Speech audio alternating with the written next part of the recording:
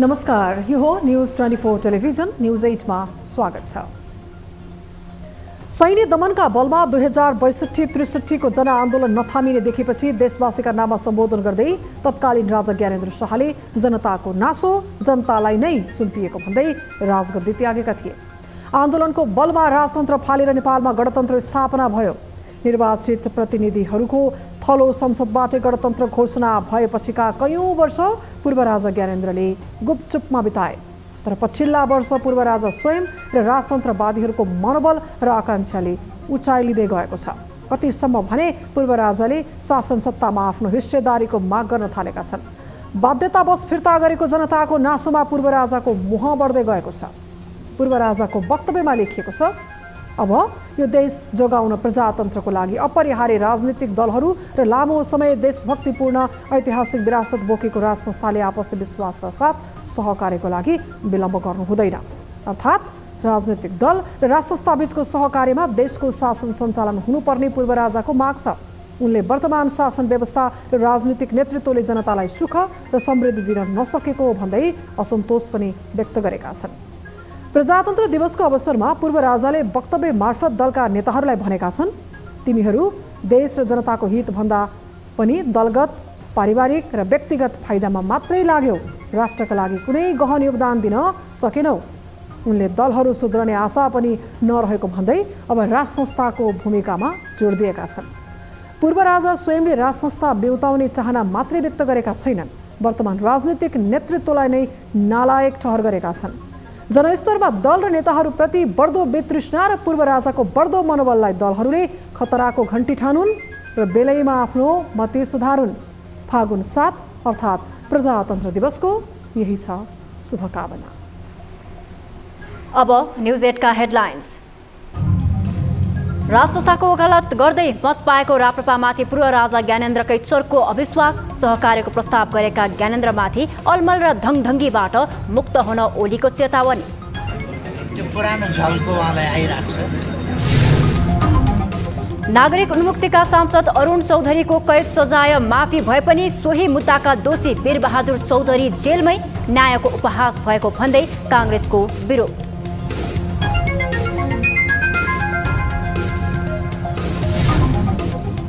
राष्ट्रपतिका लागि दलहरूबीच हानाथाप, राष्ट्रपतिको उम्मेद्वार मनोनयनको दिन नाम सार्वजनिक गर्ने ओलीको उत्कोच, माओवादीका कारण अलमलमा काङ्ग्रेस एमाले।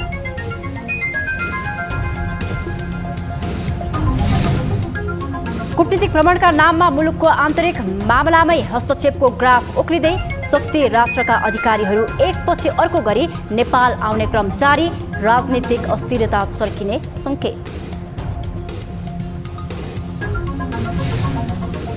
र उत्तर कोरियाद्वारा लामो दूरीको क्षेप्यास्त्र प्रहार, अमेरिका र दक्षिण कोरियाको संयुक्त सैन्य अभ्यासको कडा प्रतिवाद गर्ने प्योङयाङको चेतावनी, उत्तरले क्षेत्रीय तनाव बढाएको व्हाइट हाउसको प्रतिक्रिया।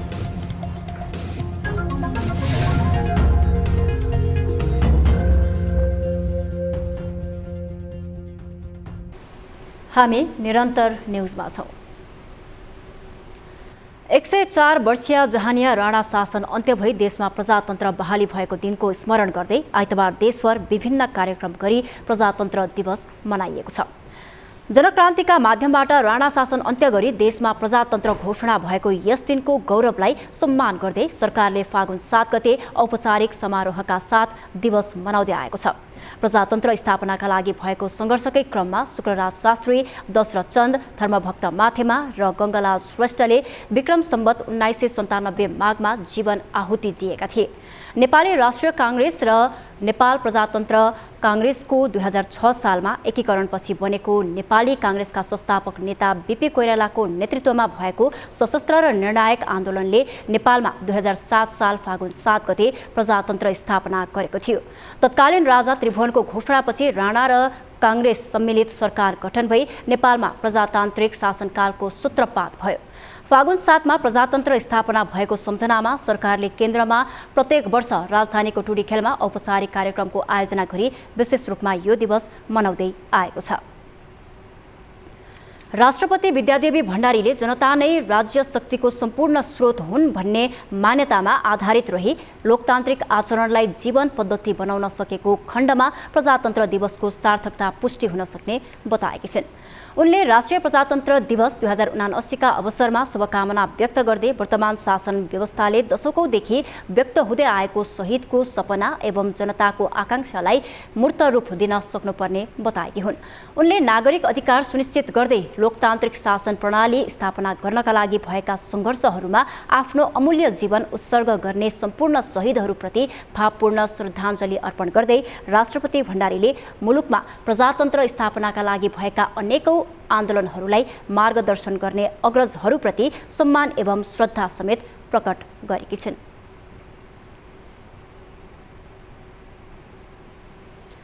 नेपालमा राजाले राष्ट्र प्रमुखको भूमिकामा 240 वर्ष शासन चलाए। प्रजातन्त्रका लागि निर्मम बन्नेदेखि गृहयुद्धको सामना गरेको राज संस्था दलीय एकतासँगै शाह वंशीय राजतन्त्रको अन्तिम राजा बने ज्ञानेन्द्र शाह। उनले राजदरबारबाट बाहिरिँदै गर्दा श्रीपेच राजदण्ड लगायतका सामग्री सरकारले सुरक्षा गर्ने गरी छाडेर निस्के। तर पछिल्लो समय उनी फेरि त्यही राजगद्दी राजदण्ड र श्रीपेज लगाउने सुरसार गर्दै दलीय प्रणालीमा भागबण्डा खोजिरहेका छन्। एक रिपोर्ट। दरबारबाट बाहिरिएपछि प्राय मठ मन्दिर जाने, पूजापाठ गर्ने र वक्तव्य मार्फत आफ्ना कुरा राख्ने गर्दै आएका पूर्व राजा ज्ञानेन्द्र शाह गएको निर्वाचनपछि भने आक्रामक ढंगले प्रस्तुत हुन थालेका छन्। प्रजातन्त्रका लागि सार्वजनिक गरेको उनको विज्ञप्ति आक्रोशले मात्रै भरिएको छैन, उनले भाग्नै खोजेका छन्। देशको प्रजातन्त्र कमजोर बनेको देखि दलीय प्रणालीका कारण देश अधोगतिमा लागेको भन्दै उनले मौन रहन नसक्ने भन्दै चेतावनी नै दिएका छन्। यस्तो अवस्थाबाट मुक्ति दिलाउन उनले अब दलसँग सहकार्यको प्रस्ताव नै राखेका छन्। तर एमाले अध्यक्ष केपी ओलीले उनले गर्न खोजेको सहकार्य कस्तो हो भन्दै प्रश्न गरेका छन्। अहिले भन्दा 15 वर्ष अगाडिसम्म त 240 वर्षभन्दा बढी उहाँहरूले चलाएको होइन। के बनाउनु भएको थियो उहाँहरूले? स्क्यान्डिनेभियन देशको तुलनामा हुनुहुन्थ्यो कि अरू देशहरूको तुलनामा हुनुहुन्थ्यो कि कहाँ पुर्याउनु भएको थियो देशलाई? अहिले त यो 15 वर्ष न भयो उहाँहरूको हातबाट जनताले लिएको। 15 वर्षमा कतिवटा कुरा मिल्दै होला, मिलाउनै पर्ने होला। ज्ञानेन्द्रसँग के विषयमा सहकार्य गर्ने भन्दै प्रश्न गरेका केपी ओलीलाई पछिल्लो समय उनकै पार्टीका केन्द्रीय सदस्य दुर्गा प्रसाईले समस्यामा धकिले दिएका छन्। प्रसाईले ज्ञानेन्द्र र उनका छोरा पारसलाई लिएर कार्यक्रम नै गरेपछि सत्ता गठबन्धनमा ओलीको भूमिकामाथि प्रश्न नै उठाइएको छ। सत्तारूढ दल माओवादी केन्द्रका अध्यक्ष समेत रहेका प्रधानमन्त्री पुष्पकमल दाहाल प्रचण्डले प्रसाईलाई ओलीले नै खटाएको त होइन भन्दै आशंका व्यक्त गरेका छन्। तर यही मनोविज्ञानलाई बुझेको एमाले प्रदेश 1 ले कारबाही सिफारिस समेत गरिसकेको छ।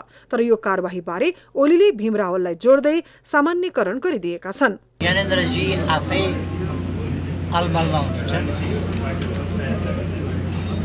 उहाँ अझै पनि त्यो पुरानो झल्को उहाँलाई आइरहेको छ। त्यो झल्काले 2-4 जना मान्छे वरिपरि देख्यो भने त्यो झल्काले फेरि उहाँलाई अलिअलि जोस्याउँछ क्या, त्यति मात्रै हो, अरू केही होइन। पूर्व राजा ज्ञानेन्द्रसँग साँठगाँठ गर्दै आएको भन्दै ओलीमाथि आरोप लाग्दै आएको छ। देशमा मण्डली प्रवृत्ति बढ्न थालेको भन्दै चिन्ता व्यक्त गरेका एकीकृत समाजवादीका अध्यक्ष माधव नेपालले एमालेप्रति आक्रोश व्यक्त गरेका छन्। ज्ञानेन्द्रको विज्ञप्तिपछि नेपालले मण्डली प्रवृत्तिले टाउको उठाउन लागेको भन्दै एमालेले अघोषित रूपमा सहयोग गरेको आरोप समेत लगाएका छन्। अब त समय बित्यो भन्यो, अब त नयाँ आयो परिस्थिति भन्यो, देखिँदैन। अब त झन् मेसीको पुलबाट हुँदा हुँदा त्यहाँ त ज्ञानेन्द्र पनि पुग्दा रहेछन् प्रमुख अतिथि भएर। ज्ञानेन्द्रको छोरो र नाति पनि पुगेको क्या त्यहाँ खासै सारा परिवार। कम्युनिस्ट पार्टीको एउटा नेतो त्यहाँ चाहिँ त्यसको अगुवा बनेको छ। योभन्दा विचित्रको राजनीति के होला र यो देशको? एमाले र ओलीमाथि राजावादीको आरोप लाग्दै आएको छ। राजतन्त्रको एजेन्डा बोक्ने राप्रपासँग पटक पटक चुनावी तालमेल गर्ने गरेका ओलीमाथि मुख्यतः नेता नेपालले नै यस्तो आरोप लगाउँदै आएका छन्। यता राष्ट्रपतिको कार्य सम्पादन र दलीय प्रभाव प्रष्ट देखिँदा पनि राष्ट्र प्रमुखप्रति वितृष्णा बढ्दो क्रममा देखिन्छ। उसो त राजतन्त्र फर्किने विषय भने तत्कालका लागि टाढाको विषय देखिन्छ। राजा ल्याउने मुद्दा बोकेको राप्रपा केही बौरिएको छ। यही परिदृश्यलाई निहालिरहेका ज्ञानेन्द्रमाथि सत्ता कब्जा गर्ने सही समय यही हो भन्ने लागेको पनि हुन सक्छ। तर यसले मूर्त रूप लिनेमा भने आशंका भन्दा असम्भवता बढी भएको विश्लेषण ज्यादा छ। न्यूज 24 टेलिभिजनका लागि राजनीतिक ब्युरो।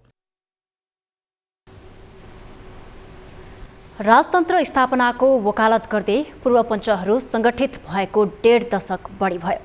गणतन्त्र स्थापनापछिको सरकारमा पनि सत्ता स्वार्थका कारण फुट र एकताबाट गुज्रिएका राजावादीहरूलाई नै बाइपास गर्दै पूर्व राजा ज्ञानेन्द्र शाह आफैले राजनीति सहकार्यको प्रस्ताव अघि सारेपछि हिन्दू राज्य र राज संस्थाको वकालत गर्दै आएका राजनीतिक दलहरू कसरी अघि बढ्छन् त? एक रिपोर्ट। पूर्व राजा ज्ञानेन्द्र शाहले गद्दी परित्याग गरेपछि विभिन्न समयमा विज्ञप्तिहरू जारी गर्दै आएका छन्। राजनीतिक दलहरू तथा वर्तमान व्यवस्थाप्रति रोष प्रकट गर्ने गरेका उनले पछिल्लो समय आफै राजनीतिमा आउने संकेत गर्दै सहकार्यको प्रस्ताव गरेका छन्। राजतन्त्रको वकालत गर्दै संगठित भएकाहरू आफै विभिन्न दाउपेचमा लागे। सबैभन्दा बढी कमल थापाले गणतन्त्र स्थापनापछि पनि सत्ताको भोग गरे। पछिल्लो एकता महाधिवेशनमा नेतृत्व गुमेपछि उनी निर्मल निवासले आफूलाई हराएको भन्दै राजतन्त्रको एजेन्डा नै छाडे। 2058 सालको नारायण हिटी दरबार हत्याकाण्डमा दाग लागेकै कारण राजावादी शक्तिहरूले व्यक्ति विशेषमा नभई व्यवस्थामा जोड दिएका छन्। यो अवस्थामा पूर्व राजा ज्ञानेन्द्र आफैले राजनीतिमा सक्रिय हुने संकेत गर्दै राजनीतिक दलहरूसँग सहकार्यको प्रस्ताव गरेका छन्। 1.5 दशक अघि यिनै राजनीतिक दलहरूको विद्रोहबाट उनले गद्दी त्यागेका थिए। राज संस्था र राजनीतिक दलहरूको सहकार्यबाटै राणा शासनको अन्त्य गरेर प्रजातन्त्र स्थापना भएको प्रसङ्गलाई आधार बनाउँदै शाहले आफूलाई अभिभावकको रूपमा लिने प्रयास गरेका छन्। गणतन्त्र स्थापनापछि चौथो कार्यकालको राष्ट्रपति चयनका लागि आगामी 25 गते निर्वाचन हुँदैछ। राष्ट्रपति निर्वाचनका लागि दलहरूमा रस्साकसी चलिरहँदा राष्ट्रिय सहमतिका आवाज उठिरहेका छन्। तर पात्र चयनमा दलहरू अल्मलिँदा अँध्यारोमा झटारो हान्ने प्रयास शाहले गरेको विश्लेषण गरिएको छ। विगतको अनुभवहरूले पनि राजालाई पनि त्यो आफ्नो गल्ती महसुस भएको छ। राजामा पनि अब त्यो गल्ती नभएको होइन हो। पछि राजनीतिक दलहरूले पनि बाटो बिराएकै हो र अहिले राष्ट्रिय सहमति जानुपर्छ भन्ने प्रत्येक राजनीतिक दलहरूलाई त्यो चासो पनि छ। किनभने बाहिरी हस्तक्षेपहरू बढ्दै गएको छ। अब राष्ट्रपति देशभित्रकै मान्छे राष्ट्रपति भए पनि सिफारिस विदेशीले गरिराखेको छ। अब यो यहाँलाई जगजाहेर छ, फलानु मान्छे बनाऊ अथवा चाहिँ फलानु बनाऊ भन्ने जस्ता चाहिँ प्रस्ताव राखिरहेका छन्। यी कुरालाई हेर्दाखेरि अहिले विद्यमान परिस्थितिमा नेपालको सार्वभौमिकतालाई नझुकोस् भनेर राजाले एउटा सहमतिको निमित्त आह्वान गरेको हुनुपर्छ। पूर्व राजाको यो कदमले राप्रपाको स्थापनाकालीन एजेन्डा र प्रयासहरूलाई भने बाइपास गरेको छ। पछिल्लो समय राज संस्थाको एजेन्डा राप्रपाको नारामा मात्र सीमित रहेको आरोप लाग्ने गरेको छ। राज संस्थाको वकालत गर्ने राप्रपा हाल आफूलाई गणतन्त्रका नायके बताउने प्रधानमन्त्री प्रचण्डको सरकारमा रहेको छ। घतलाग्दो कुरा त के छ भने एमाले अध्यक्षको समर्थनमा प्रधानमन्त्री चुनिएका प्रचण्डले राष्ट्रिय सहमति खोजिरहँदा राप्रपाले एमालेकै उम्मेदवारलाई राष्ट्रपति बनाउन दबाब दिइरहेको छ। यसैका कारण पनि राप्रपाको गतिविधिमा मात्र भर नपर्ने संकेत पूर्व राजा शाहले गरेका छन्। राजाले विश्वास गर्ने नगर्ने भन्ने कुरा त्यो अलग कुरा। तपाईँले मलाई विश्वास गर्नुहुन्छ गर्नुहुन्न भन्ने अलग कुरा हो। तर हामीले आफ्नो कुरो गर्छौँ नि। हाम्रो चाहिँ नि त्यो कुरा एउटा कुरा तपाईँले के भन्छ, हाम्रो राज संस्थाको हाम्रो एजेन्डा जो छ, राजाले चाहिँ तिमीहरू नबोक भन्दा हामी बोक्छौँ। हामी त्यो त हाम्रो चाहिँ नि अघि 3टा 4 चिजभित्र पर्छ नि, हामी बोक्छौँ त्यो। यसअघि राप्रपाका पूर्व अध्यक्ष कमल थापाबाट धोका पाएका ज्ञानेन्द्र लिङदेन नेतृत्वको राप्रपाको कदमबाट पनि विश्वस्त हुन सकेका छैनन्। शनिबारको वक्तव्यले यसलाई थप पुष्टि गरेको छ। शाहले राजनीतिमा उदाएका युवा शक्तिलाई समेत प्रशंसा गर्नुले राप्रपा मात्र नभई अन्य दलहरूलाई पनि साथ लिने अभिष्ट रहेको पनि बुझ्न सकिन्छ। विगतमा पूर्व राजाले राष्ट्रिय राजनीतिबारे सामान्य अभिव्यक्ति दिँदा समेत उनी विरुद्ध 20 ओकल्ने राजनीतिक दलहरूले उनको प्रस्तावलाई कसरी लिन्छन् चासोको विषय बनेको छ। न्यूज 24 टेलिभिजनका लागि क्यामेरामा कान्छा डङ्गुलका साथमा टिभी जर्नलिस्ट सुजन चालिसे, काठमाडौँ। हामी निरन्तर न्यूजमा छौं। कैलाली निर्वाचन क्षेत्र नम्बर 2 का प्रतिनिधि सभा सदस्य अरुण चौधरी जेलमुक्त भएका छन्। प्रजातन्त्र दिवसको अवसरमा राष्ट्रपति विद्यादेवी भण्डारीबाट सजाय माफी पाएसँगै उनी रिहा भएका छन्। तर सोही घटनामा संलग्न भनिएका वीरबहादुर चौधरी भने कारागारमै छन्। एउटै प्रकृतिको मुद्दामा सांसद रिहा भए पनि वीरबहादुर जेलमै रहेपछि कांग्रेसले न्यायको दुरुपयोग भएको आरोप लगाएको छ। एक रिपोर्ट। सांसद अरुण र वीरबहादुर यसअघि कांग्रेस महासमिति सदस्य थिए, तर अरुण नागरिक उन्मुक्ति पार्टी प्रवेश गरी सांसद बने। सांसद बनेकै बेला पक्राउ परेपछि नागरिक उन्मुक्तिले सुदूरपश्चिम प्रदेश सरकारलाई विश्वासको मत नै दिएनन्। त्यसपछि फेरिएको सत्ता समीकरण कांग्रेसको हातमा आइपुगेको छ, तर सरकारले हतार हतार गरेर अरुणलाई सुदूरपश्चिम प्रदेश सरकार ढाल्नका लागि रिहा गरेर न्यायको दुरुपयोग गर्दै वीरबहादुरलाई जेलमै राखेको भन्दै कांग्रेसले आपत्ति जनाएको छ। एउटै घटनाका दोषीलाई समान ढंगले नहेरी गरिएको आम माफीमा शंका गर्ने ठाउँ रहेको कैलाली कांग्रेसका सभापति नारायण दत्त भट्टले आरोप लगाएका छन्। अनि अरुण चाहिँ निर्दोष हुने, त्यसपछि वीरबहादुर चाहिँ दोषी हुने होइन, कुन तथ्यले भन्छ? तर यता सांसद चौधरी भने आफूले पाएको न्यायमा शक्ति र सत्ताको सम्मिश्रण नभएको तर्क गर्छन्। त्यसबेलाको आन्दोलनलाई राजनीतिक घटनाक्रमको रूपमा लिनै पर्ने र सबैले त्यही रूपमा बुझ्नुपर्ने उनको तर्क छ। यो राजनीतिक घटना हो जुन हिसाबले अब यो नेपालकै कानुनमा र हामीले संघीय लोकतान्त्रिक गणतन्त्र देशमा ल्याइसकेपछि अब यो पाएको अधिकारको चाहिँ प्रयोग भएको छ, एकदम राम्रो निर्णय। उसै त जेल जीवन बिताइरहेका रेशम चौधरीको मुद्दामा अडिग भएको नागरिक उन्मुक्ति पार्टी अरुण चौधरीको पक्राउले थप चिडिएको थियो, जसका कारण सुदूरपश्चिममा एमाले नेतृत्वको सरकार ढल्न गयो। निवर्तमान मुख्यमन्त्री राजेन्द्र सिंह रावलले विश्वासको मत नपाएपछि ठूलो दलको हैसियतले नेपाली कांग्रेसका कमल बहादुर शाह मुख्यमन्त्री बनेका छन्। उनले पनि 30 दिनभित्र विश्वासको मत लिनुपर्नेछ।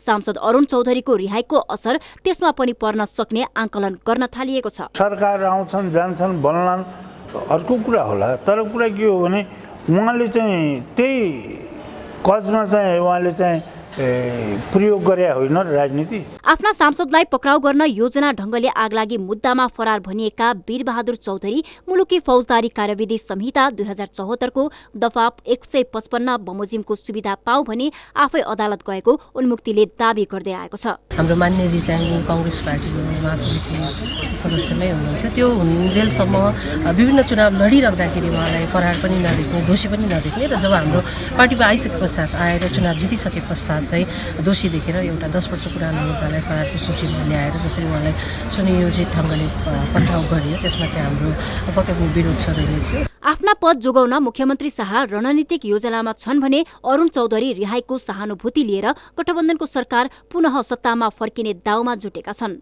न्यूज 24 टेलिभिजनका लागि कैलालीबाट टिभी जर्नलिस्ट लोकुसिंह ठकुरीको रिपोर्ट। निर्वाचन आयोगले राष्ट्रपति चुनावका लागि निर्वाचन अधिकृत र मतदान स्थल तय गरेको छ। आयोगले सोमबारदेखि लागू हुने गरी निर्वाचन अधिकृत नियुक्त गरेको हो।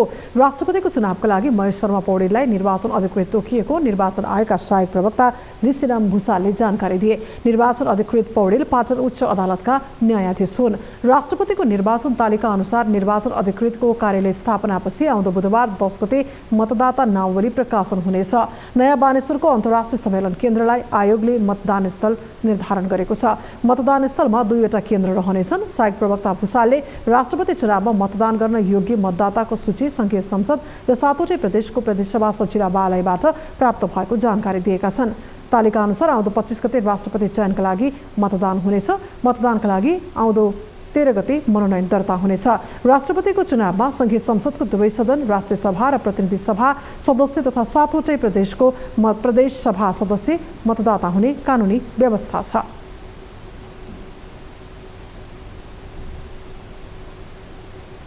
राष्ट्रपति चयनका लागि मनोनयनको समय अब 6 दिन मात्रै बाँकी छ। फागुन 13 गते राष्ट्रपतिका लागि मनोनयन दर्ता गराउने निर्वाचन आयोगले कार्यतालिका सार्वजनिक गरिसकेको छ।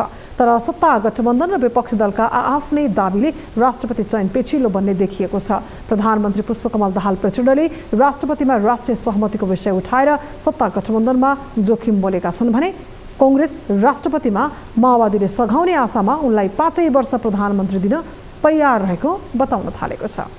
एक रिपोर्ट। राष्ट्रपति विद्यादेवी भण्डारीको कार्यकाल फागुन 28 गते सकिँदैछ। यो सहित उनी 2 कार्यकाल राष्ट्रपति निर्वाचित भइसकेका कारण अर्को कार्यकालका लागि उम्मेद्वार नै बन्न नपाउने संवैधानिक प्रावधान रहेको छ। यसकारण फेरि सत्ता गठबन्धनमा एमालेको भागमा परेको राष्ट्रपति कसलाई दिने भन्ने विषय अहिलेसम्म टुङ्गो नलाग्दा एमाले भित्र बेचैनी, सत्ता गठबन्धनमा दरार तथा कांग्रेसभित्र उत्साह पलाउन थालेको छ। अझ काङ्ग्रेसले त राष्ट्रपतिमा आफ्नो उम्मेद्वारलाई सघाए प्रचण्डलाई 5 वर्ष प्रधानमन्त्री मान्न सकिने बताइसकेको छ। प्रधानमन्त्रीको निरन्तरताको विषय यो उहाँको निर्णयले राष्ट्रपति को उम्मेदवार काङ्ग्रेसको तर्फ उम्मेदवारलाई समर्थन गर्दाखेरि त्यस्तो परिस्थिति आयो भने नेपाली काङ्ग्रेसले यो हामीले जुन विश्वासको मत दिएको छौँ त्यसलाई निरन्तरता दिने हामीले गर्नुपर्छ। राष्ट्रपतिमा राष्ट्रिय सहमतिको विषयलाई उठाउँदै आएको माओवादी केन्द्र पनि एमाले राष्ट्रपतिमा पठाउने उम्मेद्वारलाई रोक्ने प्रयत्नमा लागेको देखिन्छ।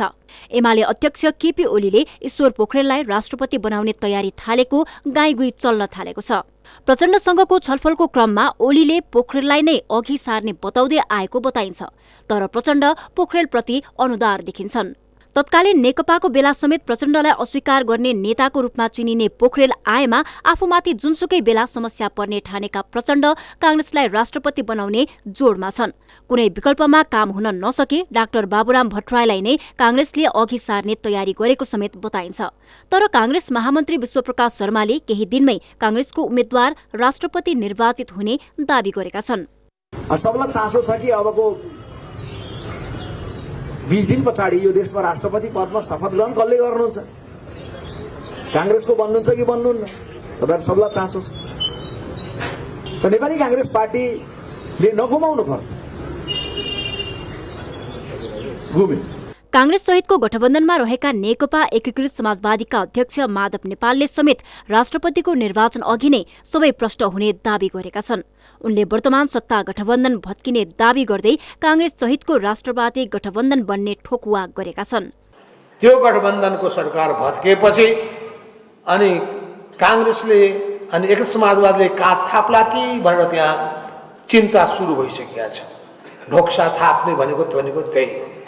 त्यताबाट आएपछि यता यिनीहरूले जोगाउँछन् कि भने त्यही हो। त्यसो हुनाले राजनीतिले कुन कोर्स लिने हो राष्ट्रपतिको चुनावसम्ममा थाहा भइहाल्छ। माओवादीले खोजेको राष्ट्रिय सहमति कस्तो हो र त्यसको उम्मेद्वार को हो भन्ने प्रश्न अनुत्तरित छ। तर प्रचण्डले राष्ट्रिय सहमतिको खोचे थापेर काङ्ग्रेस सहित विपक्षी दलहरूलाई खेल्ने मौका दिएका छन्। एमाले अध्यक्ष ओलीले एमालेकै राष्ट्रपति बन्ने दावी गर्दै फागुन 13 गते पार्टीले राष्ट्रपतिको उम्मेद्वार सार्वजनिक गर्ने बताएका छन्। उम्मेदवार उठाउँछौँ त्यही भन्छ। 13 गते तपाईहरुले थाहा पाउनुहुन्छ भनेको छ। राष्ट्रपतिमा हारालुच सुरु भए पनि उम्मेद्वार को बन्छ भन्ने विषय अहिले सार्वजनिक भइसकेको छैन। राष्ट्रपति निर्वाचनको पूर्व सन्ध्यामा विदेशी शक्ति राष्ट्रबाट भएका कूटनीतिक भ्रमण र भेटवार्ता समेत नेपालको राजनीतिमा विदेशीको चलखेल र हस्तक्षेप बारे ठूलो आशंका उत्पन्न हुन थालेको छ। राष्ट्रपतिमा एमालेको दावी र माओवादी केन्द्रको बार्गेनिङका बीच नयाँ समीकरण नबन्ला भन्न सकिँदैन। न्यूज 24 टेलिभिजनका लागि राजनीतिक ब्युरो। नेकपा एकीकृत समाजवादीका अध्यक्ष माधव कुमार नेपालले सत्ताधारी गठबन्धन कुन दिन भत्किन्छ टुङ्गो नभएको बताएका छन्। आइतबार नेकपा यसको विद्यार्थी संगठन अनिरासो ब्युको स्थायी कमिटिको दोस्रो बैठक उद्घाटन गर्दै नेपालले यस्तो धारणा राखेका हुन्। अब राष्ट्रपतिको निर्वाचनमा उम्मेद्वार मनोनयन गर्ने समय नजिकेको भन्दै उनले एक हप्ताभित्र गठबन्धनको भविष्य प्रष्ट हुने समेत बताए। सत्ता गठबन्धनमा संविधान विरोधीदेखि संविधानका पक्षधर सबै खाले शक्ति भएका कारण यो गठबन्धनको आयु निकै छोटो रहेको उनको तर्क थियो।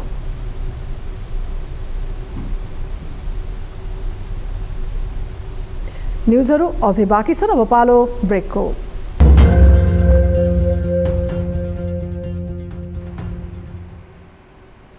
हामी निरन्तर न्युजमा छौँ।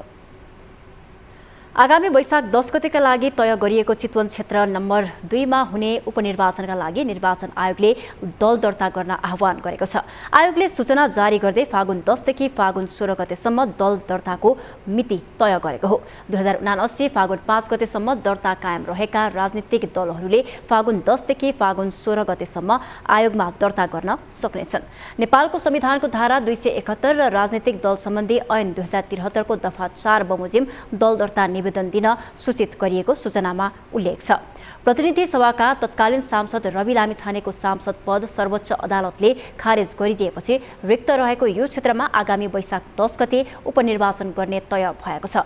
निर्वाचन कार्यक्रम अनुसार आगामी चैत 20 गते उम्मेद्वार मनोनयन दर्ता गर्न सक्नेछन्। चैत 21 गते उम्मेद्वारको विरोधमा उजुरी, चैत 22 गते मनोनयन पत्र र उजुरी उप जाँचबुझ गरी निर्णय दिने तथा उम्मेद्वारको नामावली प्रकाशन गर्ने रहेको छ।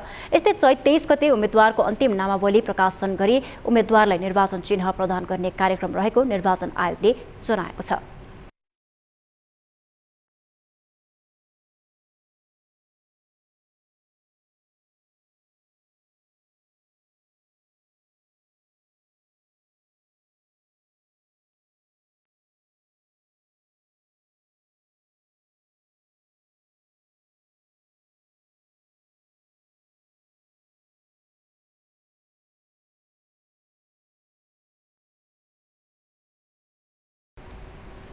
उपेन्द्र यादव नेतृत्वको जनता समाजवादी पार्टी नेपालले राष्ट्रपति उपराष्ट्रपति निर्वाचनबारे आन्तरिक छलफल सुरु गरेको छ।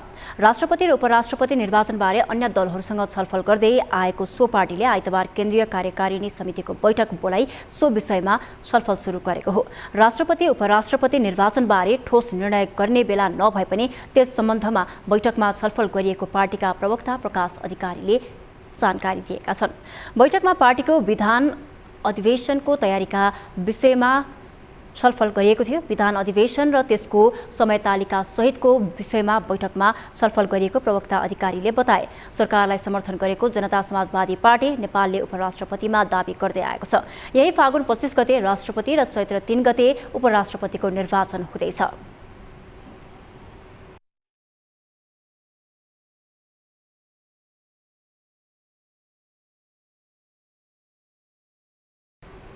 नेकपा माओवादी केन्द्रका अध्यक्ष पुष्पकमल दाहाल प्रचण्ड पुस 10 मा प्रधानमन्त्री भए। कांग्रेस नेतृत्वको 5 दलीय गठबन्धन भत्किएर एमाले सहितको गठबन्धनबाट प्रधानमन्त्री भए पनि कांग्रेसले प्रचण्डलाई अप्रत्याशित रूपमै विश्वासको मत दियो। विश्वासको मतपछि सत्ता समीकरण धर्मराइरहेका बेला शक्ति राष्ट्रहरूको नेपाल भ्रमण निकै बाक्लिएको छ। आर्थिक सहायतादेखि विभिन्न नाममा भएका यस्ता भेटले मुलुकको सार्वभौमिकतामा मात्रै नभई आन्तरिक मामिलामाथिको हस्तक्षेप भन्दै विरोध सुरु भएको छ। एक रिपोर्ट। माघ 16 र 17 गते अमेरिकाको राजनैतिक मामिला उपमन्त्री विक्टोरिया न्युल्यान्डले नेपाल भ्रमण गरेकी थिइन् भने माघ 24 र 25 गते युएसएआईडी प्रमुख सामन्था पावरले नेपाल भ्रमण गरिन्। न्युल्यान्डले भ्रमणको क्रममा प्रधानमन्त्री प्रचण्ड, परराष्ट्र मन्त्री डाक्टर विमला राई पौडेल लगायतसँग भेटवार्ता गरिन्। संक्रमणकालीन न्याय, अमेरिकी आर्थिक सहयोग र चीन लक्षित सन्देश प्रवाह गर्दै न्युल्यान्ड फर्केकी थिइन्। न्युल्यान्डपछि अमेरिकाको राष्ट्रिय सुरक्षा परिषदमा समेत रहेकी मन्त्री स्तरीय हैसियतकी युएसएआईडी प्रमुखको हैसियतमा नेपाल आएकी सामन्थाले पनि प्रधानमन्त्रीदेखि शीर्ष राजनैतिक दलका नेताहरूसँग भेट गरिन्। उनले आगामी चैत्र 15 र 16 मा भर्चुअल माध्यमबाट आयोजना हुने ग्लोबल डेमोक्रेसी समिटमा सहभागी हुन प्रधानमन्त्री प्रचण्डलाई अमेरिकी राष्ट्रपति जो बाइडेनका तर्फबाट निमन्त्रणा समेत दिएकी थिइन्। यस्तै अमेरिकी अधिकारी दक्षिण तथा मध्य एसिया मामिला विभाग हेर्ने अमेरिकी उपसहायक राज्यमन्त्री आफरिन अख्तर फागुन 2 गते मात्रै काठमाडौँ आइन्।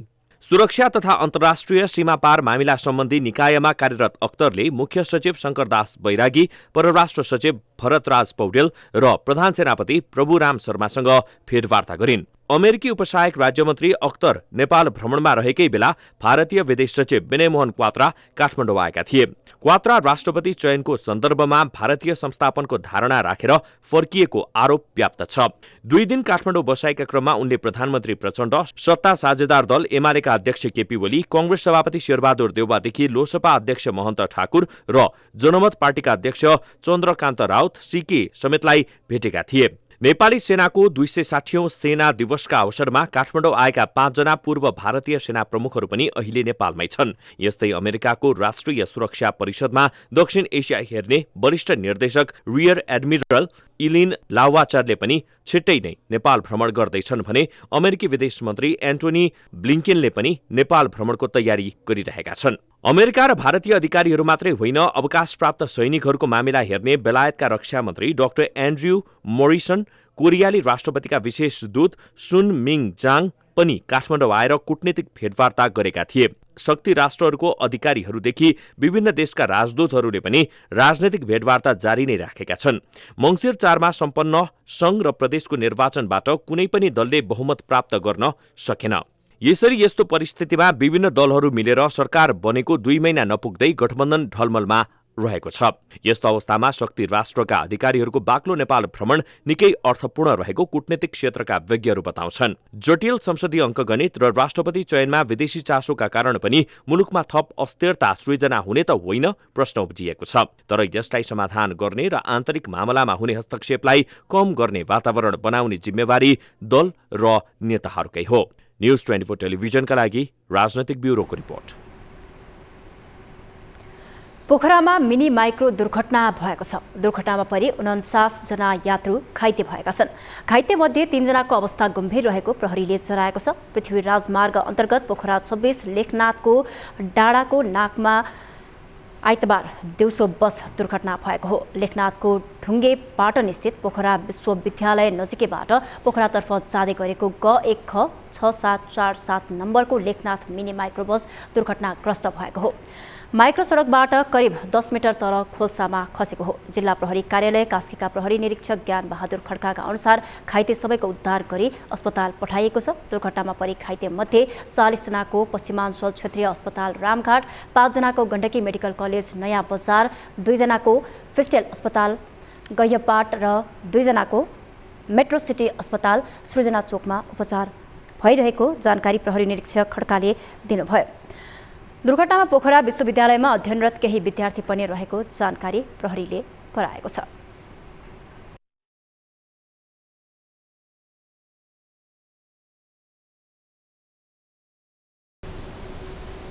हामी निरन्तर न्युजमा छौं। गत माघ 23मा टर्की र सिरियामा गएको भूकम्पमा 42,000 भन्दा बढी मानिसको ज्यान गइसकेको छ। भौतिक संरचनाको क्षति त्यो भन्दा कयौं गुणा धेरै छ। 7.8 म्याग्निट्युडको भूकम्पले यतिका धेरै क्षति पुर्याउनको कारण के हो त? यसको प्राविधिक र प्राकृतिक पक्षलाई कसरी अर्थ्याउँछन् विशेषज्ञहरू? एक रिपोर्ट। गत माघ 23मा टर्की र सिरियामा गएको भूकम्पका कारण 42,000 भन्दा बढीको मृत्यु भइसकेको छ। यो संख्या बढेर 50,000 पुग्ने अनुमान समेत गरिएको छ। हजारौं मानिस घाइते छन् भने टर्कीका 10 प्रान्तका 25,000 भन्दा बढी घर तथा भवनहरू भत्किएका छन्। 7.8 म्याग्निट्युडको भूकम्पले यति धेरै क्षति भएको यो पहिलो घटना भएको अनुसन्धानकर्ताले बताएका छन्। यसरी यति ठूलो क्षतिको कारणबारे खोजी भइरहँदा टर्कीमा निर्मित कमसल संरचना भएको विज्ञहरूको बुझाइ छ। उनीहरूको 7.8 हाम्रो पनि 7.8 हैन। उनीहरूको चाहिँ 3वटा टेक्टोनिक प्लेट, हाम्रो 2टा टेक्टोनिक प्लेट त्यो थिए। असमानता के भने हाम्रो चाहिँ एउटा अर्थक्वेक मात्रै आएको थियो, उनीहरूको चाहिँ जुम्ल्या अर्थक्वेक एकै दिनमा चाहिँ 9 घण्टाको उसमा चाहिँ 2टा आयो हैन। यो चाहिँ असमानताहरू थिए। अब के सिक्ने भन्दाखेरि हैन, जे काममा पनि हामीले तयारी गरेर गर्नुपर्छ। उनीहरूको तयारी राम्रो भएन, त्यसले गर्दाखेरि हैन। तयारी भने भवन निर्माण गर्दाखेरि भवन निर्माण संहिताको प्रयोग गर्नुपर्ने, उनीहरूले भवन निर्माण संहिताको प्रयोग गरेनन्। हुन त कमजोर संरचना मात्रै होइन, क्षतिको ग्राफ बढ्नुमा जमिनको सतहबाट नजिक केन्द्रबिन्दु हुनुपर्ने हो। टर्कीमा गएको भूकम्पको केन्द्रबिन्दु जमिनको सतहबाट करिब 18 किलोमिटर मात्र तल थियो। जमिनको धेरै गहिराईमा केन्द्रबिन्दु नहुनु र कमसल र ठूला भौतिक संरचना धेरै हुनु नै मानव क्षतिका कारक बने। पहिले बनाइसकेका घरहरूलाई पनि हामीले रेट्रोफिट गरेर भूकम्प प्रतिरोधी बनायौँ भने हाम्रो संरचना हाम्रो दह्रो बनायो भने यस्तो विपदहरूको असर कम पर्छ। नभएदेखि हामी अब यही अहिलेकै तरिकाले चाहिँ अब यो भवनहरू यस्तै पुरानै यस्तै बिग्रेकै बनाउँदै गऱ्यो भने भोलि गएर हाम्रालाई पनि असर पर्ने देखिन्छ। हामीले बनाउने पुलहरू बाटाघाटाहरू पनि त्यसको हिसाबले विशेष ध्यान राखे, ताकि भोलि त्यस्तो खालको भूकम्प गयो भने भूकम्प आफैले त हामीले रोक्न सक्दैनौँ, भूकम्प आउने कुरालाई रोक्न सक्दैनौँ, तर त्यो भूकम्पबाट हुने जुन मानवीय जुन भौतिक क्षति छ, आर्थिक क्षति छ, त्यो कुरालाई चाहिँ निश्चय पनि हामीले कम गर्न सक्छौँ। विगतका वर्षमा गएको भूकम्पको रेकर्ड हेर्दा 10 वर्षको अवधिमा 2 पटक र त्यसभन्दा अघिको दशकमा 4 पटक शक्तिशाली भूकम्प गएको थियो। यसरी टर्की र सिरियामा भूकम्पले विनाश गरेका समय नेपालले समेत सचेतना अपनाउनु आवश्यक देखिन्छ। नेपाल पनि भूकम्पीय उच्च जोखिममा रहेको मुलुक हो। यहाँ 2072 वैशाख 12 गते 7.8 म्याग्निट्युडकै भूकम्प गएको थियो। गोरखाको बारपाकमा केन्द्रबिन्दु रहेको यस भूकम्पका कारण 9,000 भन्दा बढीको ज्यान गएको थियो। यहाँ पनि अव्यवस्थित मानव संरचनाले मानवीय र भौतिक क्षति बढी नै भएको थियो। भूकम्पीय उच्च जोखिम भएको मुलुक भएका कारण नेपालमा जुनसुकै समय भूकम्पको प्रकोप आउन सक्नेमा सबै सचेत भई जोखिम न्यूनीकरणका लागि भौतिक संरचना निर्माणमा सजगता र क्षति न्यूनीकरणका अन्य पक्षमा सधैँ चनाखो रहनुपर्ने आवश्यकता देखिन्छ। न्यूज 24 टेलिभिजनका लागि क्यामेरामा सुनिल गुरुङका साथमा टिभी जर्नलिस्ट अस्मिता तिवारीको रिपोर्ट। बुटवल र पाल्पालाई जोड्ने सिद्धार्थ राजमार्गको सिद्धबाबा सडक खण्ड मृत्यु मार्गको रूपमा चिनिने गरेको छ। वर्षा याममा होस् वा हिउँद पहिरोको डर उत्तिकै हुन्छ। वर्षेनी यो सडक खण्डमा यात्रुले शास्ति खेप्नेदेखि ज्यान नै गुमाउने गरेका छन्। सडकको दुरावस्थालाई सहज पार्न भन्दै वर्षौंदेखि सुरुङ मार्ग निर्माणको विषय उछालिँदै पनि आएको छ। तर सुरुङ मार्गको सपना बाँडिएको लामो समयपछि बल्ल सुरुङ मार्गको निर्माण प्रारम्भिक चरणमा पुगेको छ। एक रिपोर्ट। यो हो सिद्धार्थ राजमार्गको बुटोल पाल्पा सडक खण्डको सिद्धबाबा क्षेत्र। सुरुङ निर्माणको लागि सिद्धबाबा मन्दिरदेखि 1 किलोमिटर हेडबक्ससम्म डाइभर्सन सडक बनाउने काम सुरु भएको छ। यो ठाउँ सुरुङको निकास क्षेत्र हो। सिद्धबाबा मन्दिर परिसर सुरुङको सुरुको क्षेत्र हो। अहिले यहाँ सुरुङ मार्ग निर्माणका लागि प्रारम्भिक चरणको काम सुरु गरिएको छ। सिद्धबाबा क्षेत्रमा सुरुङ मार्ग बनाउनु अघि निर्माण कम्पनीले डिजाइन गर्ने तथा निर्माण स्थलमा गर्नुपर्ने अन्य काम गरिरहेको जनाएको छ। केही महिना अघि डिजाइन सकेर स्वीकृति पाएपछि सुरुङ मार्ग निर्माणको काम प्रारम्भ भएको हो। म्याक्सिमम तपाईँको 1.5 महिना 2 महिनामा यो कम्प्लिट हुन्छ। त्यस पछाडि यो भित्र जुन छ नि यो चाहिँ काम हुन्छ सुरुङको। कति मिटरको छ यो? तपाईँको टोटल 1126 मिटरको छ हैन सुरुङको चाहिँ। तपाईँको माथिल्लो सिद्धबाबादेखि यहाँसम्म, फेरि यहाँबाट चाहिँ फ्लाइओभर माथि चाहिँ फ्लाइओभर गर्ने भन्ने कुरा छ। राजनीतिक दलका नेताहरूका लागि चुनावी एजेन्डा बन्दै आएको सिद्धबाबा सुरुङ मार्ग निर्माणको काम सुरु भएपछि स्थानीय हर्षित भएको र यसले सडक यात्रुलाई शास्ति कम हुने विश्वास लिइएको स्थानीयको भनाइ छ। सबै मान्छे नै खुसी छन्। यहाँ कति मान्छेहरू अब आफ्नो कामको सिलसिलामा आउँदा ज्यान गुमाएको अवस्था छ हैन। अब यो बनिसकेपछि अब हामी त एकदमै खुसी छौँ। तिनौबासी त तिनौमा एउटा गौरवको आयोजना यत्रो 10 अरबको सुरुङ बन्दैछ भनेपछि हामी त खुसी नहुने कुरो भएन। तर पाल्पा फुल्मी अरगति जताततै मान्छे यो बाटो हिँड्ने मान्छे सबै खुसी हुनुहुन्छ। सुरुङ मार्ग निर्माणको कामको जिम्मा निर्माण company China state construction engineering corporation लिमिटेडले पाएको छ। यो आयोजनाका लागि करिब 7.5 अर्ब लागत लाग्ने अनुमान गरिएको छ। सिद्धबाबा क्षेत्रमा 1126 मिटरको सुरुङ मार्ग बनाउने सम्झौतामा उल्लेख छ। सुरुङ मार्ग बनेपछि पाल्पा, रूपन्देही, गुल्मी, अर्घखाँची, स्याङ्जा, पोखरा, बागलुङ लगायतका क्षेत्रको यात्रा गर्न सहज हुने आशा गरिएको छ। राष्ट्रिय गौरवको आयोजनाका रूपमा सुरु भएको यो सुरुङ मार्ग करिब 3.5 वर्षमा निर्माण सकिने बताइएको छ। न्यूज 24 टेलिभिजनका लागि पाल्पाबाट प्रकाश ढकालको सहयोगमा बुटोलबाट विमल छेत्रीको रिपोर्ट। अब बिजनेस न्यूज।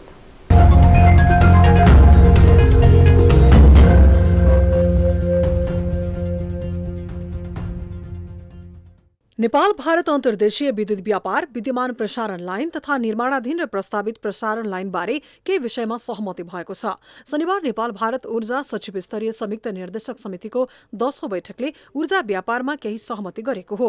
हाल सञ्चालनमा रहेको पहिलो अन्तर्देशीय ढल्केभर मुजफ्फरपुर 400 केबी प्रसारण लाइनबाट आयात निर्यात भइरहेको विद्युत क्षमतालाई 600 बाट बढाएर 800 पुर्याउने सहमति भएको छ। नेपालबाट 50 मेगावाट बिजुली बंगलादेश निर्यात गर्ने सम्बन्धमा समेत भारतीय पक्ष सकारात्मक देखिएको छ।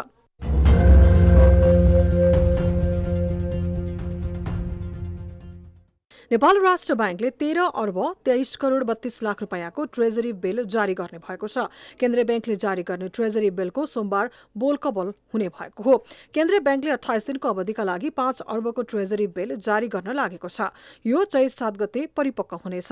यस्तै 91 दिनका लागि जारी गर्न लागेको 2 अर्ब 23 करोड 32 लाख रुपैयाँको ट्रेजरी बिल 2080 जेठ 9 गते परिपक्व हुने राष्ट्र बैंकले जनाएको छ।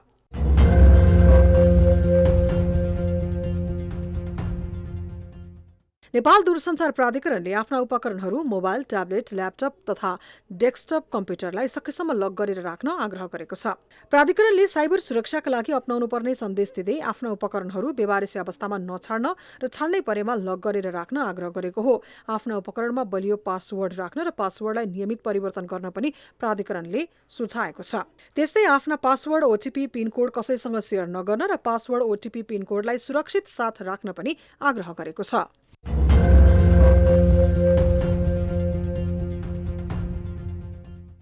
कृषि विकास बैंकको सञ्चालक समितिको बैठकले गोविन्द गुरुङलाई प्रमुख कार्यकारी अधिकृत सीईओ नियुक्त गरेको छ। बैंकको सीईओका लागि 22 जनाले खुला प्रतिस्पर्धात्मक प्रतियोगिताबाट पद पूर्ति गर्नका लागि आवेदन दिएका थिए, जसमध्ये 5 जनाको नाम अन्तिम सूचीमा परेको थियो। त्यसमध्येबाट पनि गुरुङ छानिएका हुन्। गुरुङले 4 वर्षको कार्यकालसम्म कृषि विकास बैंकमा प्रमुख कार्यकारी अधिकृतको पदमा बसेर काम गर्नेछन्।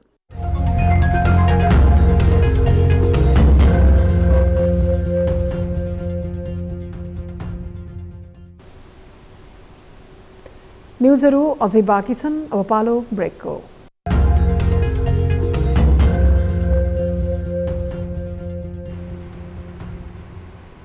हामी निरन्तर न्युजमा छौँ।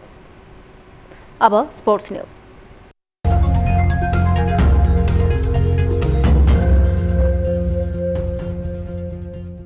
भारतसँगका 2 मैत्रीपूर्ण खेल खेलेर आइतबार नेपाली महिला राष्ट्रिय फुटबल टोली स्वदेश फर्किएको छ। प्रशिक्षक अनन्तराज थापा पहिलो पटक महिला प्रशिक्षकको रूपमा नियुक्त भएपछिको पहिलो अन्तर्राष्ट्रिय मैत्रीपूर्ण खेलमा सहभागी भएर नेपाली टोली आइतबार स्वदेश फर्किएको हो। आइतबार त्रिभुवन अन्तर्राष्ट्रिय विमानस्थलमा ओर्लिएपछि नेपाली टोलीकी कप्तान एन्जेला तुम्बाप्पोले भारतसँगको 2 मैत्रीपूर्ण खेल नेपाली टोलीका लागि अनुभव सँगाल्ने राम्रो अवसर भएको प्रतिक्रिया दिइन्। भारत भ्रमणको क्रममा नेपालले 2 मैत्रीपूर्ण खेल खेलेको थियो। खेल अन्तर्गत पहिलो खेलमा नेपालले उत्कृष्ट पुनरागमन गर्दै आयोजक भारतसँग 2-2 को बराबरी खेलेको थियो। पुनरागमन गर्ने क्रममा सावित्रा भण्डारीले 1 पेनाल्टी गोलसहित 1 गोल गर्न सफल भएकी थिइन्। यस्तै दोस्रो मैत्रीपूर्ण खेलमा भने नेपालले भारत विरुद्ध गोलरहित बराबरी खेलेको थियो। बराबरी नतिजा निकाल्ने क्रममा कप्तान एन्जेला तुम्बाप्पो सुब्बाको खेल उत्कृष्ट रहेको थियो। लिनिङ 12औं पुष्पलाल स्मृति राष्ट्रिय वरीयता ब्याडमिन्टन प्रतियोगिता 2023 को एकलतर्फको उपाधि नेपाल पुलिस क्लबका प्रिन्स दाहालले हात पारेका छन्। आइतबार आर्मीका प्रफुल्ल महर्जनलाई पराजित गर्दै राष्ट्रिय च्याम्पियन प्रिन्सले उपाधि जितेका हुन्। प्रिन्सले प्रफुल्ललाई 21-14, 1-8 र 21-17 को सेटमा पराजित गरेका हुन्। यसअघि पनि इटलीमा सम्पन्न प्रथम मुख्यमन्त्री सगरमाथा राष्ट्रिय वरीयता ब्याडमिन्टन प्रतियोगितामा प्रफुल्ललाई हराउँदै प्रिन्सले उपाधि हात पारेका थिए। प्रिन्सले यस प्रतियोगिताको लगातार 3 संस्करणको उपाधि जित्दै ह्याट्रिक पूरा गरेका हुन्।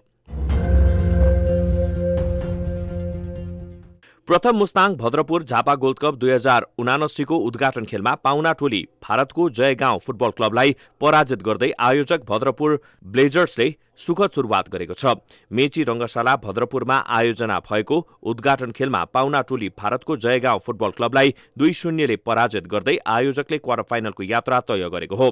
विजयी भएको आयोजक भद्रपुर ब्लेजर्स अब क्वार्टर फाइनलमा मंगलबार सङ्कटा क्लबसँग प्रतिस्पर्धा गर्दैछ। सङ्कटा बाई पाएर सिधै क्वार्टर फाइनल प्रवेश गरेको हो। सोमबारको खेल विभागीय टोली नेपाल पुलिस क्लब र चर्च बोइज युनाइटेड बीच हुने आयोजक भद्रपुर झापा गोल्ड कपका महासचिव जीवन कुमार श्रेष्ठले जानकारी दिए। आइतबारबाट सुरु भएको प्रथम भद्रपुर झापा फागुन 16 गतेसम्म हुनेछ। गोल्ड कपमा 3 विदेशी सहित 10 टिमको सहभागिता रहेको आयोजक समितिका अध्यक्ष दिपेश ढकालले जानकारी दिए। हामी निरन्तर न्युजमा छौँ। अब वेदर अपडेट।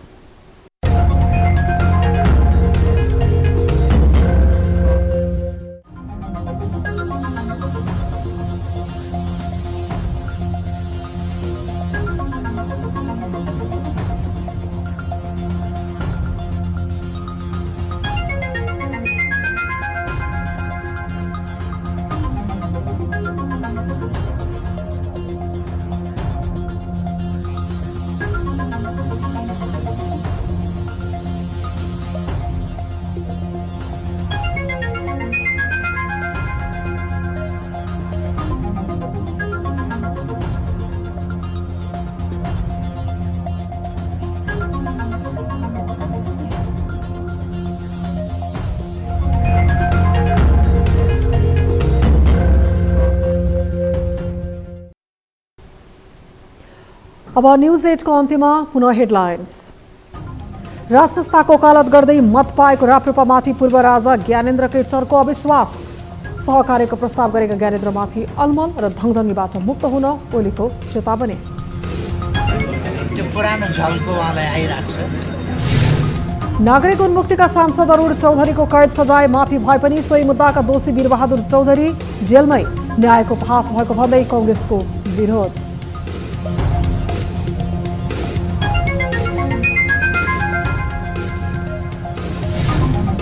राष्ट्रपतिका लागि दलहरूबीच हानाथाप। राष्ट्रपतिको उम्मेदवार मनोनयनको दिन नाम सार्वजनिक गर्ने ओलीको उद्घोष। माओवादीका कारण अलमलमा कांग्रेस एमाले।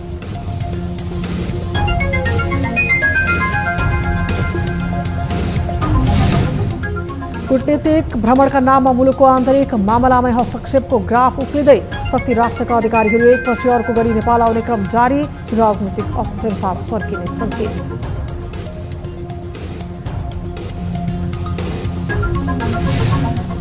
र उत्तर कोरियाद्वारा लामो दूरीको क्षेप्यास्त्र प्रहार। अमेरिका र दक्षिण कोरियाको संयुक्त सैन्य अभ्यासको कडा प्रतिवाद गर्ने प्योङयाङको चेतावनी। उत्तरले क्षेत्रीय तनाव बढाएको व्हाइट हाउसको प्रतिक्रिया।